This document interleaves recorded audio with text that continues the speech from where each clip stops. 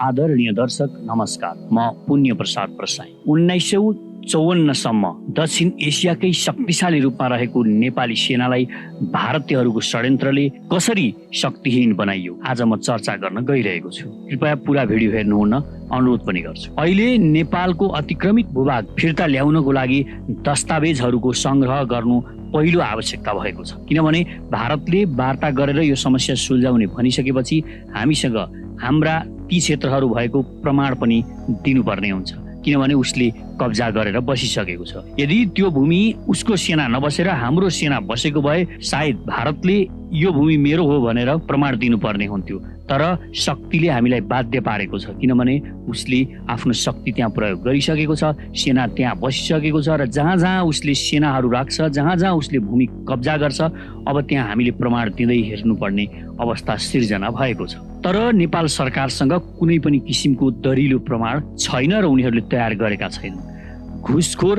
र भ्रष्टहरूले धेरै प्रमाणहरू गायब पारिसकेका छन्, बेचिसकेका छन्। तपाईले अहिले परराष्ट्र मन्त्रालयमा गएर सुगौली सन्धिको मूल कपी छ भनेर सोध्नुभयो, परराष्ट्र मन्त्रीलाई नि सोध्नुभयो भने उनीहरूले भन्ने छन् छैन। 1950 को सन्धिको मूल कपी छ भनेर सोध्नुहोस्, त्यो पनि छैन। त्यति मात्र होइन, त्यहाँका महत्त्वपूर्ण दस्तावेजहरू सबै यिनीहरूले बेचेर खाइसकेका छन्। परराष्ट्र मन्त्रालय यति सहज पहुँच छ बाहिरियाहरूको, तपाईँ सुन्दाखेरि पनि तपाईँलाई अपत्यारिलो लाग्छ र त्यहाँको नीति नियम हेर्नुहुन्छ भने कुनै एउटा नगरपालिका जस्तो लाग्छ परराष्ट्र मन्त्रालय, जहाँ जोसुकै र जुनसुकै बेला पसोस् र जेसुकै सामग्री हेर्न र त्यहाँबाट लिन सक्ने अवस्था छ। नेपालमा सबै क्षेत्र यस्तै छ र तपाईँ अभिलेखालयमा जानुभयो भने पनि त्यही देखिन्छ र त्यहाँ कुनै अभिलेखहरू पनि ठिक ढङ्गले राखिएका हुँदैनन्, जसको कारणले हामीले महत्त्वपूर्ण दस्तावेजहरू गुमाइरहेका छौँ। यो कारणले हामी नेपालीहरूको प्रमाणहरू जुन कुनै पनि समय संयुक्त राष्ट्र सङ्घमा समेत पेश गर्नुपर्ने हुनसक्छ, ती प्रमाणहरू लोप पारिएका छन्। र यस्तै विविध गतिविधिले गर्दा नेपाली मानिसहरू नेपालको नुन खाएर नेपाली जनताले तिरेको करबाट आय आर्जन गरेर यहाँका मानिसहरू विदेशीको दलाली गरिरहेका छन्। अतिरिक्त सुविधा पाउनको लागि विदेशीको दलाली गर्ने यस्ता मानिसहरूले यो नेपाल देशलाई कमजोर बनाउँदै लगिरहेका छन्। धेरै अघिदेखि यही कारणले नेपाल कमजोर भइरहेको। अप्रिल 1954 ताका नेपाल राजनीतिक संक्रमणबाट गुज्रिरहेको थियो। नेपालमा भारतको राजनीतिक प्रभाव यति शिखरमा थियो, चरम चुलीमा थियो भनी साध्य छैन। भारतकै सहयोग लिएर त्यति बेला दक्षिण एसियाकै शक्तिशाली मध्येको नेपाली सेनालाई पुनर्गठन र कटौती गरी 17,000 को संख्यामा झारेको हुँदा नेपाली सेना कमजोर अवस्थामा रहन गएको थियो। त्यस्तै मे 2015 ताका पनि एकातिर विनाशकारी भूकम्पले आम नेपाली जनता र नेपाली सरकार समेत पीडादायी र विकराल अवस्थामा गुज्रिरहेको थियो भने अर्कोतर्फ नयाँ संविधान बन्न नसकेर देश विभाजित र कमजोर अवस्थामा थियो। राजनीतिक संक्रमण, प्राकृतिक विपत्ति र राजनीतिक अस्थिरताले आक्रान्त रहेको अवस्थाकै मौका छोपी छिमेकी मुलुक भारतले नेपाललाई सुईको समेत नदी नेपाली भूभाग लिपुलेको आपसी उपयोगको लागि भनेर चीनसँग सम्झौता गरेको देखिन्छ। यस्ता सन्धि सम्झौताप्रति शीघ्र विरोध जनाउन चुक्नु नेपालीको कूटनीतिको कमजोरी पक्ष हो। यसरी नेपाललाई कमजोर अवस्थामा रहेको बेला, नेपालमा आन्तरिक कलह भइरहेको बेला भारतले नेपाललाई केही न केही गरी फसाउने गरेको इतिहास छ। यो अहिलेको मात्र इतिहास होइन।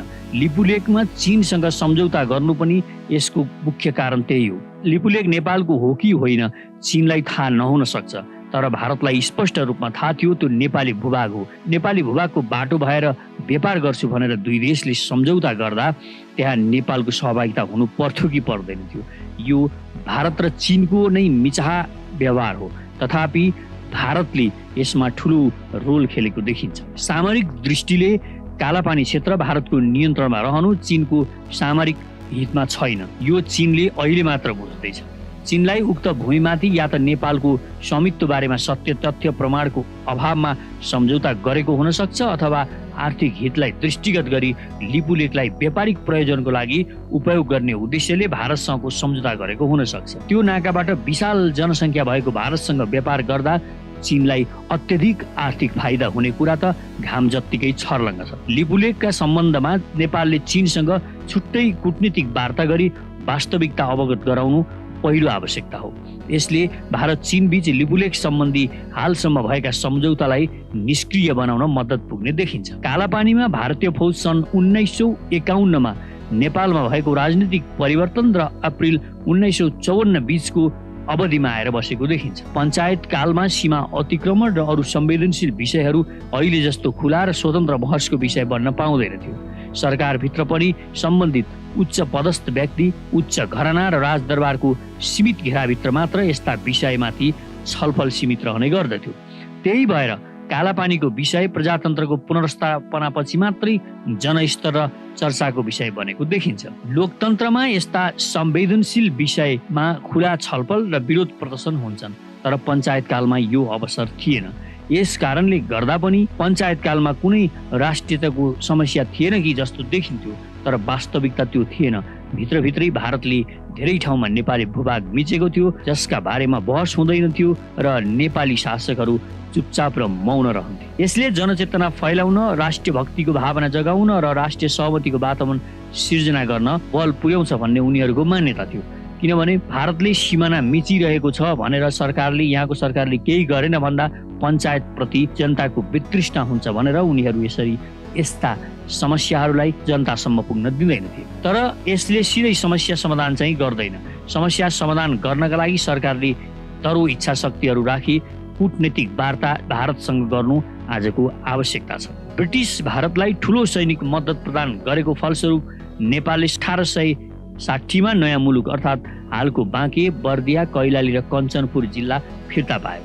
भारत स्वतन्त्र हुँदा नेपाल, ब्रिटेन र भारत बीच गोर्खा रेजिमेन्ट बाँडफाँड सम्बन्धी त्रिपक्षीय सम्झौता भयो। हाल 7 वटा भारतीय गोर्खा रेजिमेन्ट 1 लाख भन्दा बढी नेपाली युवाहरू कार्यरत छन्। भारत स्वतन्त्र भएपछि हालसम्म करिब 2 लाख युवाहरूले भारतको भौगोलिक अखण्डताको रक्षा गर्न योगदान दिइसकेका छन्। अर्थात् कश्मीरमा होस् या अन्यत्र धेरै ठाउँमा लडेर गोर्खालीहरूले उनीहरूलाई भूमि फिर्ता गराएका छन्, अर्थात् उनीहरूको भौगोलिक अखण्डताको रक्षा गरेका छन्। नेपालको पश्चिमी सिमाना स्थित कालापानी क्षेत्र भारतीय गोर्खा रेजिमेन्टमा कार्यरत गोर्खालीहरूको मातृभूमि हो।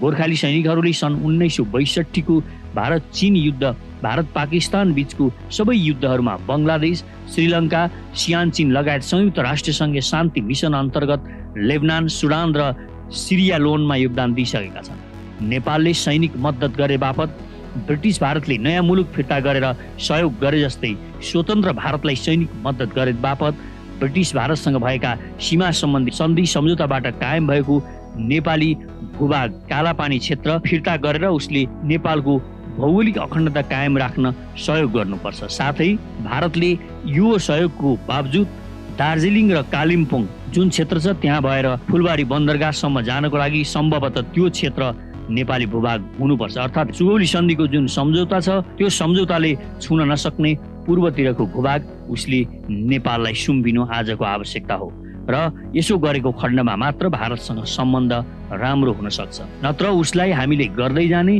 र ऊ चाहिँ सबै थोक फ्रीमा पाउन चाहने, यहाँका जवानदेखि लिएर यहाँको पानी सम्पूर्ण कुराहरू फ्रीमा लिन खोज्ने उसको कुनियतप्रति हामी सचेत रहनु आजको आवश्यकता हो। भारतीय प्रधानमन्त्रीहरूले छिमेकी मुलुकसँगको सम्बन्ध सुधार गर्न विभिन्न नीतिहरू अघि सारेका छन्। वर्तमान प्रधानमन्त्री नरेन्द्र मोदीले पनि छिमेकी पहिलो नीति अवलम्बन गरेका छन्। सन् 2014 मा नेपाल भ्रमण गर्दा नेपालको संविधानलाई सम्बोधन गर्दै उनले भारतीय गोर्खा रेजिमेन्टमा कार्यरत गोर्खा सैनिकहरूले भारतको राष्ट्रिय सुरक्षामा पुर्याएको योगदानको खुलेर प्रशंसा गरे। नेपाल र स्वतन्त्र भारत सम्बन्धको पहिलो जग भनेकै गोर्खा रेजिमेन्ट हो। भारतले नेपालको राजनीतिक परिवर्तनमा गरेको सहयोग नेपालीहरूले बिर्सेका छैनन्। भारतको भौगोलिक अखण्डताको रक्षा गर्न नेपालले गरेको सैनिक सहयोग पनि उसले बिर्सेको छैन र बिर्सन हुँदैन। आन्तरिक राजनीतिक परिवर्तनमा गरेको सहयोगभन्दा राष्ट्रिय सुरक्षाका विषयमा गरेको सहयोग विशिष्ट र गहन र दीर्घकालीन महत्त्व हुन्छ। नेपाली युवाहरूले भारतको राष्ट्रिय सुरक्षामा ज्यान आहुति समेत दिएका छन्। यो योगदानलाई भारतले कहिले पनि बिर्सनु हुँदैन। यसको शक्ति र ताकत बुझेर भारतसँग कूटनीतिक वार्ता गर्दा यसको भरपूर उपयोग गर्नुपर्छ। भारतीय सेना कार्यरत नेपालीहरू नेपालका पनि ताकत हुन्।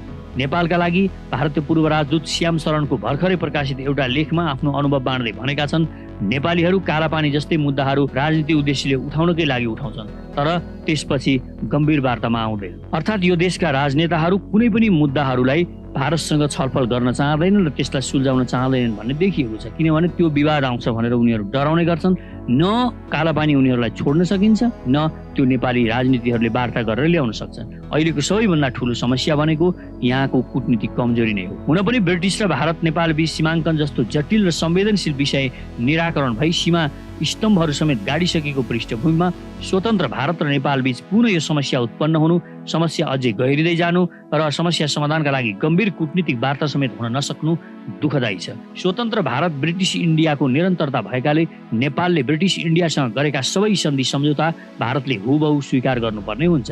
यद्यपि सन् 1950 को नेपाल भारत मैत्री सन्धिको धारा 8 मा सन्धिमा भारत तर्फबाट ब्रिटिस सरकारसँग भएको सबै सन्धि सम्झौता र इन्गेजमेन्टहरू रद्द गरिएको छ भनी उल्लेख भएकाले नेपालको सीमा सुगौली सन्धि पूर्वको अवस्थामा फर्केको अर्थ समेत लाग्न सक्छ। यद्यपि यो कानुन विश्लेषणको विषय भएकाले यसबारे पनि लाग्न सक्छ।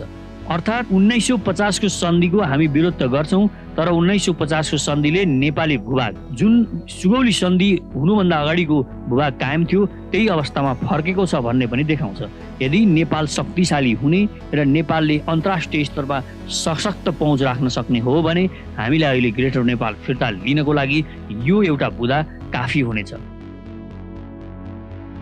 शक्तिशाली र समृद्ध नेपालको नवनिर्माणका लागि सचेत नेपाली महाअभियान। आदरणीय दिदीबहिनी तथा दाजुभाइहरू नमस्कार, म पुण्य प्रसाद प्रसाई। पेशाले म लेखक, प्रकाशक र उद्यमी। जे विशेषण भए पनि म तपाईहरू जस्तै यो देशलाई हृदयदेखि नै माया गर्ने एउटा देशभक्त नेपाली हुँ। नेपालको अस्तित्व खतरामा परेको यस घडीमा देशभक्तिको भावना नेपाली जनजनमा पुर्याउनु अति नै आवश्यक ठानेर हामीले म सचेत नेपाली नामक महाअभियान सुरु गरेका छौँ र यसको संयोजकमा साथीहरूले मलाई तोक्नु भएको छ। यस महाअभियानको उद्देश्य भ्रष्ट र देशद्रोही लेन्डुपेहरूलाई नाङ्गे झार बनाउने मात्र होइन, राष्ट्रिय गौरवका आयोजना छिटो पूरा गर्न यो सरकारलाई दबाब दिनु र नेपाली स्वार्थसँग सम्बन्धित कुनै पनि घटनालाई ठिक ढङ्गले प्रस्तुत गरेर जनतालाई सचेत र चनाखो हुन प्रेरित गर्नुका साथै विश्वका कुना कुनामा पुगेर संसारको समृद्धि देखेका जनताको यति त नेपालमा हामी पनि गर्न सक्छौं, नेपाल भन्दा सुन्दर त मलाई संसारमा कहीँ लागेन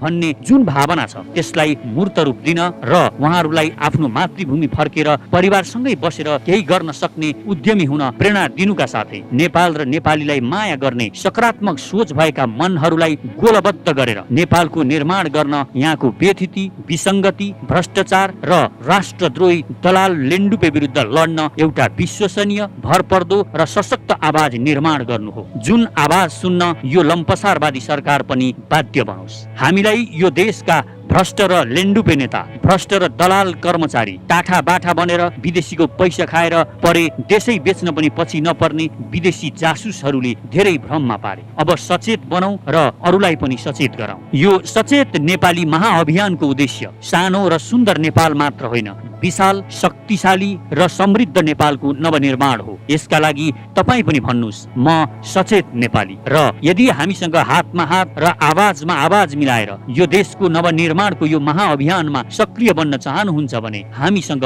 जोडिनुस्। यसका लागि कमेन्टमा म सचेत नेपाली लेखेर आफ्नो इमेल आइडी लेख्नुहोला। साथै हाम्रो ट्विटर ह्यान्डल म सचेत नेपालीलाई फलो गर्नुहुन र म सचेत नेपाली नामको फेसबुक पेज लाइक गर्नुहुन पनि हार्दिक अनुरोध गर्दछु। आउनुहोस् मिलेर नेपालको नवनिर्माण गरौँ। एकै स्वरमा भनौँ म सचेत नेपाली, मेरो देश म आफै बनाउँछु। म आफ्नो प्यारो मातृभूमि नेपाल र नेपाली जनताको सेवामा मन, वचन र कर्मले समर्पित रहनेछु। देश र जनतालाई कहिल्यै धोका दिने छैन र धोका दिने गद्दारहरूलाई म छोड्ने पनि छैन। धन्यवाद।